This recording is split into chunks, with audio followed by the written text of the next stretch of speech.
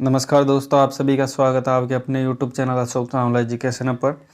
दोस्तों, आज हम जिस लेसन प्लान के साथ मिल रहे हैं वो है होम साइंस का लेसन प्लान यानी गृह विज्ञान की पाठ्य योजना के साथ आज हम मिल रहे हैं और जिसका प्रकरण यानी शीर्षक है वो है स्वास्थ्य रक्षा।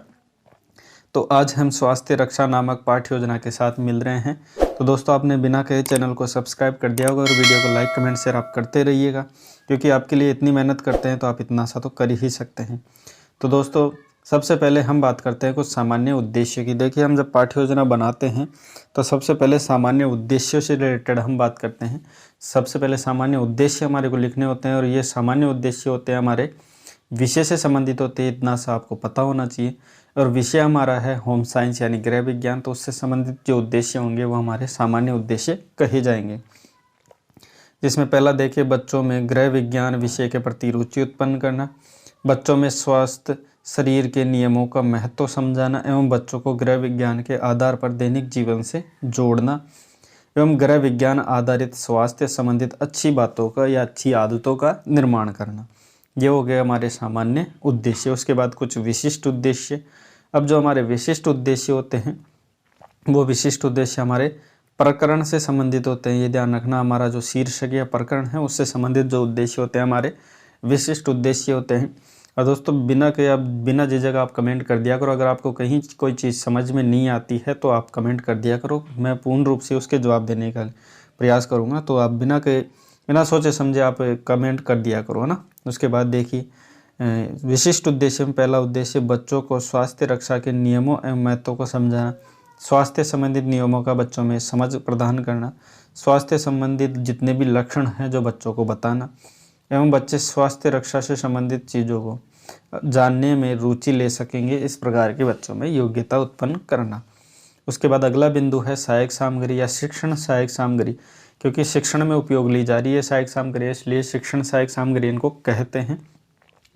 और देखिए इसमें कौन कौन सी, क्योंकि ये चीज़ें हैं जो पाठ्य योजना पढ़ाते समय एक शिक्षक की सहायता करती है, इसलिए इन शिक्षक की सहायता करने के माध्यम से सहायक सामग्री कहा जाता है। चौक, डस्टर, लपेट फलक, चार्ट पत्र एवं संकेतीय, तो ये चीज़ें हैं जो शिक्षक की मदद करती है पाठ्य योजना पढ़ाते समय। उसके बाद देखिए अगला बिंदु है वो है पूर्व ज्ञान।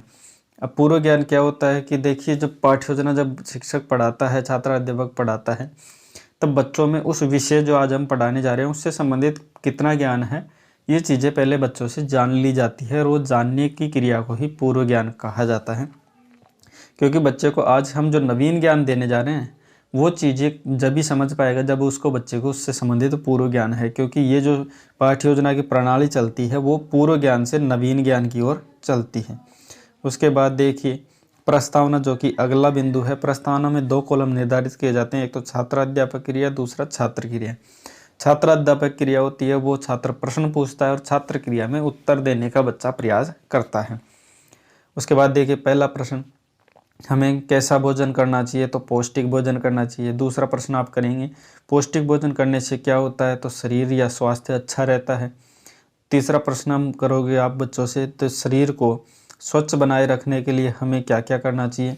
तो देखिए, इस पौष्टिक भोजन के अलावा आपको क्या करना चाहिए, तो वो व्यायाम करना चाहिए। प्रतिदिन व्यायाम क्यों आवश्यक है, तो स्वास्थ्य रक्षा के लिए। किसके लिए, स्वास्थ्य की रक्षा के लिए आपको प्रतिदिन व्यायाम करना चाहिए। स्वास्थ्य रक्षा के बारे में आप और क्या जानते हैं या विस्तार से क्या जानते हैं, तो बच्चा सामान्य जानकारी रखता है तो कुछ उत्तर देने का प्रयास करेगा। और ये चीज़ आपको पता होनी चाहिए कि यहाँ पे छात्र कभी मौन नहीं रहेगा, ये चीज़ें आपको ध्यान रखनी है, क्योंकि बहुत सी यूट्यूब भी हैं, यूट्यूब पे भी लोग ऐसे बता देते हैं कि यहाँ पे छात्र मौन रहेगा, तो मौन कभी भी छात्र नहीं रहेगा। इसलिए यहाँ पे छात्र संभावित उत्तर देगा, उसके मन में जो भी कुछ चल रहा होगा उसका उत्तर देने का प्रयास करेगा, वो मौन कभी भी नहीं रहेगा। तो समस्यात्मक बच्चा हो जाता है, क्योंकि जो छात्र अध्यापक चाहता है वो छात्र जवाब नहीं दे पाता, इसलिए वो समस्यात्मक हो जाता है। और जैसे ही बालक समस्यात्मक होता है तभी उद्देश्य कथन किया जाता है। और उद्देश्य कथन का मतलब यही है कि आप क्या पढ़ाने वाले हो उसके बारे में बताना ही उद्देश्य कथन कहलाता है। इसमें छात्र अध्यापक कहता है बच्चों से कि प्रिय छात्रों, आज हम स्वास्थ्य रक्षा के बारे में विस्तार से चर्चा करेंगे। यानी आज का हमारा जो पाठ है स्वास्थ्य रक्षा, उससे संबंधित आज हम पूर्ण रूप से विस्तार से चर्चा करने वाले हैं। उसके बाद देखिए अगला बिंदु आता है जो कि पाठ्य योजना का सबसे महत्वपूर्ण बिंदु माना जाता है, प्रस्तुतिकरण। यानी आज हम जो पाठ पढ़ा रहे हैं बच्चों को, उस पाठ के बारे में एक्सप्लेन करना, बच्चों को प्रस्तुत करना, वो प्रस्तुतिकरण कहलाता है, जिसमें 3 कॉलम मोस्टली बनते हैं। छात्र अध्यापक कथन, जिसमें छात्र सभी विषय वस्तु रखता है। छात्र कथन, इसमें छात्र क्या है कि ध्यानपूर्वक शिक्षक बोलता है उसको सुनते हैं, और जो मोस्ट चीज़ें उसको लगती है उसको वो लिखते हैं अपनी नोटबुक में। शाम पट कार्य होता है एक कॉलम। शाम पट कार्य में जो भी मोस्ट चीज़ें हैं वो छात्र अध्यापक विषय वस्तु के अकॉर्डिंग यहाँ पे मोस्ट चीज़ों को ब्लैक बोर्ड पर बच्चों के सामने लिखता रहता है। तो ये चीज़ें हैं, तीनों कॉलम आपको समझ में आ गए होंगे। चलो प्रस्तुतिकरण स्टार्ट करते हैं। प्रस्तुतिकरण आज का हमारा जो लेसन प्लान है स्वास्थ्य रक्षा, उससे संबंधित पहले तो अर्थ बताएगा और उसकी परिभाषा बताएगा कि स्वास्थ्य का मानव जीवन में गहरा महत्व है। प्रत्येक व्यक्ति की यह आकांक्षा होती है कि वह स्वस्थ रहे, क्योंकि स्वस्थ व्यक्ति को जीवन का सारा सच्चा आनंद उठा सकता है। अतः स्वस्थ शरीर से ही स्वस्थ मस्तिष्क का निवास होता है। यानी जो जिसका स्वास्थ्य शरीर स्वस्थ रहेगा उसी में स्वस्थ मस्तिष्क निवास करता है, यानी तब ही उसमें सरस्वती निवास करती है, तभी वो पूर्ण रूप से स्वच्छ माना जाता है। स्वास्थ्य मनुष्य के जीवन की सफलता की कुंजी है। वो कहते हैं ना, पहला सुख निरोगी काया, तो उसका मतलब यही है कि आप काया से स्वास्थ्य से अगर ठीक रहोगे तो आप सफलता की ओर आसानी से पहुंच सकते हो। स्वास्थ्य का अर्थ केवल रोगों से मुक्ति नहीं है, यानी स्वास्थ्य होता है वो केवल रोगों से मुक्त होना ही नहीं है, वरन शरीर के प्रत्येक अंग, शरीर की विभिन्न कार्य प्रणालियों की क्रिया सुचारू करना है। मतलब सभी तरीके से स्वच्छ रहना ही, केवल शारीरिक अंगों से ही स्वच्छ रहना स्वस्थ होना नहीं कहलाता है। अब विश्व संगठन, जो विश्व स्वास्थ्य संगठन है, उसके अनुसार क्या बात बताई गई है कि स्वास्थ्य क्या है, शारीरिक, मानसिक, संवेगात्मक आदि कल्याण निहित होते हैं। यानी इसमें केवल शरीर से व्यक्ति अगर ठीक रहता है तो उसका स्वास्थ्य अच्छा नहीं माना जाता। उसका स्वास्थ्य तब अच्छा माना जाता है जब वो शरीर के साथ साथ मस्तिष्क से, संवेग से, इन सभी चीज़ों से वो क्या रहता है, अच्छा रहता है, तभी उसका कल्याण हो पाता है। उसके बाद देखिए स्वास्थ्य रक्षा के नियम, कि स्वास्थ्य रक्षा के कौन कौन से नियम हैं उनके बारे में छात्र अध्यापक बच्चों को अवगत करवाता है कि मानव को अपने आप को स्वस्थ रखने के लिए कुछ स्वास्थ्य रक्षा के नियमों का पालन करना अनिवार्य है या आवश्यक है, जो इस प्रकार हैं। कौन कौन से? देखिए प्रातःकाल जल्दी उठना चाहिए, तो रात को समय पर सोना चाहिए तथा सूर्योदय से पूर्व ही उठना चाहिए। तो ये हो गया एक नियम है। उसके बाद देखिए नियमित सोच, नियमित सोच भी एक नियम माना जाता है। तो वो देखिए प्रातःकाल नियमित सोच करना चाहिए, तो प्रातःकाल सुबह नियमित सोच करना चाहिए। दांतों की स्वच्छता, दांतों को रेगुलर स्वच्छ करना चाहिए। रात को सोने से पूर्व में प्रातःकाल दांतों को साफ करना चाहिए, यानी दोनों टाइम दांतों की सफाई करना आवश्यक है। आँखों की सफाई, ठंडे पानी से धोए आँखों को, तथा त्वचा की सफाई, नियमित स्नान करें। अगर नियमित आप स्नान करते हो तो त्वचा की सफाई होती रहती है। शारीरिक व्यायाम, खुली हवा में प्रातःकाल यानी सुबह सुबह खुली हवा में व्यायाम करना चाहिए। पौष्टिक आहार लेना चाहिए जिसमें विटामिन से युक्त होना चाहिए वो भोजन, जैसे प्रोटीन, विटामिन, खनिज, लवण, वसा युक्त भोजन करना चाहिए जिससे हमें पौष्टिक आहार मिल सके। विश्राम, निद्रा, यानी हमें विश्राम करना चाहिए ताकि मांसपेशियों को पुनः ऊर्जा मिलती है इस चीज़ से। अगर व्यक्ति थक जाता है तो वो कहीं विश्राम करता है तो पुनः उसमें स्फूर्ति पैदा हो जाती है, क्योंकि विश्राम ही एक निवारण होता है। अब ये सारी चीज़ें बच्चे को समझा दी जाती है। उसके बाद बोध प्रश्न किए जाते हैं।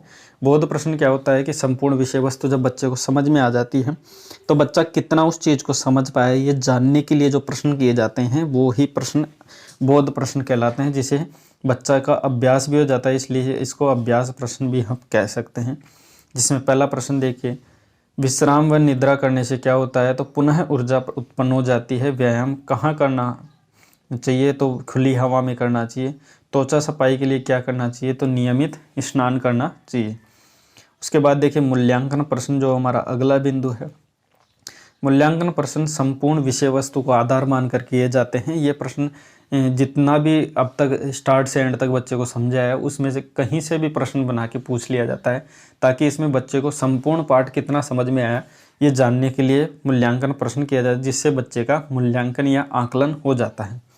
तो इसमें पहला प्रश्न देखिए, मनुष्य के जीवन की सफलता की कुंजी क्या है, तो स्वास्थ्य उसके जीवन की सफलता की कुंजी है। दूसरा देखिए, थकान किससे दूर होती है, तो विश्राम एवं निद्रा करने से। तीसरा प्रश्न देखिए, विश्व स्वास्थ्य संगठन के अनुसार मनुष्य स्वस्थ होता है कब होता है? जब वह शारीरिक, मानसिक, संवेगात्मक रूप से स्वस्थ होता है, तब वो पूर्ण रूप से स्वस्थ माना जाता है। चौथा प्रश्न देखिए, दांतों की सफाई कब करनी चाहिए? तो रात को सोने से पूर्व एवं प्रातःकाल सुबह उठते समय, तो इन दोनों टाइम सफाई करनी चाहिए। उसके बाद देखिए पांचवा जो प्रश्न है, आँख की सफाई कैसे करनी चाहिए? तो ठंडे पानी से धोने से आँख की सफाई अच्छे से होती है। उसके बाद हमारा अंतिम बिंदु आता है जो कि गृह कार्य। गृह कार्य हम देते हैं तो ये चीज़ों का ध्यान रखिए कि संपूर्ण विषय वस्तु बच्चे को मन में उसके संपूर्ण विषय आ जाए, ऐसा ही हम प्रश्न देते हैं। अगर एक प्रश्न में ऐसा नहीं हो पाता है तो आप 2 भी प्रश्न दे सकते हैं, 3 भी प्रश्न दे सकते हैं, इसमें कोई आपको बाधा नहीं है कि आप 2 ही प्रश्न दो, 1 ही दो।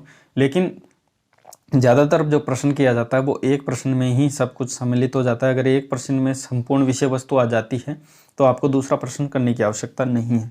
जैसे इसमें प्रश्न देखिए, स्वास्थ्य रक्षा का महत्व बताते हुए स्वास्थ्य रक्षा के नियमों के बारे में बताइए। तो इसमें स्वास्थ्य रक्षा क्या होता है, उसका क्या महत्व है, स्वास्थ्य रक्षा के क्या नियम हैं, उनके बारे में बताइए। तो ये सभी चीज़ें इसमें निर्धारित हो जाती है, सभी चीज़ें इस एक प्रश्न में आ जाती है। इस कारण ये एक प्रश्न उचित माना जाता है, दूसरा प्रश्न करने की आपको आवश्यकता नहीं है। तो दोस्तों ये पाठ्य योजना तो यहीं समाप्त होती है। इसकी PDF है जो आपको डिस्क्रिप्शन में लिंक मिल जाएगा, वहाँ से डाउनलोड करके इसको आप बना सकते हो। और हालांकि हमारे वैसे तो चैनल पर बहुत सी पाठ्य योजनाएँ अपलोड हैं, फिर भी अगर आपको कोई टॉपिक नहीं मिल रहा हो हमारे यूट्यूब चैनल पर तो आप ये हमारे व्हाट्सअप नंबर है, यहाँ पे आप विषय वस्तु के साथ व्हाट्सअप कर देते हैं तो आपको उसके नेक्स्ट डे आपको पाठ्य योजना आपको बनाकर प्रोवाइड करवा दी जाती है। और ये हमारा चैनल है अशोक चावला एजुकेशन हब, इसको आप बिना कहे सब्सक्राइब कर लीजिएगा, क्योंकि ऐसी ही पाठ्य योजना के साथ हम रोज़ मिलते रहते हैं, रोचक पाठ्य योजना के साथ। तो अभी के लिए इतना ही, मिलते हैं नेक्स्ट वीडियो में। वीडियो देखने के लिए आपका बहुत बहुत धन्यवाद।